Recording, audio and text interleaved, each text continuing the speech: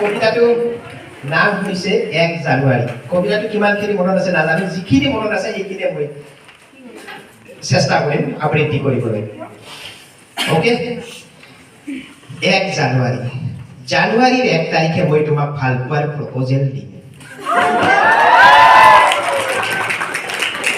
তুমি অপেক্ষা কৰিবা সেই অনাগত দিনটোলৈ।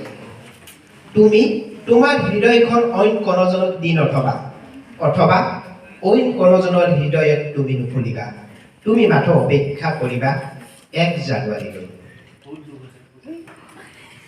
তুমি ৰিচিভাৰটোলৈ চাই ফোনলৈ অপেক্ষা কৰিব নালাগে, নাইবা তুমি ডাকুৱালজনৰ চিঠিলৈও অপেক্ষা নকৰিবা।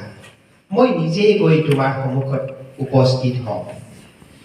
মই নিবিচাৰোঁ সেইদিনা তুমি তোমাৰ জলফাইৰঙী পোচাকযোৰ পিন্ধাটো,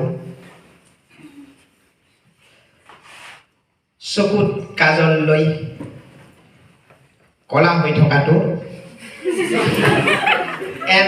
আৰু কপালত চুমন বিন্ধি ফুট লোৱাটো। মই মাথো বিচাৰিছোঁ তোমাৰ সুন্দৰ হৃদয়খন সুন্দৰ হৈ থকাটো। তুমি একচেপ্ট কৰা বা ৰিজেক্ট কৰা, মই কিন্তু ঘূৰি আহিমেই সেইদিনা। কাৰণ মোৰ হোষ্টেলৰ বন্ধুসকলে ৰৈ থাকিব মোৰ সুখ বা দুখৰ সংগী হ'বলৈ।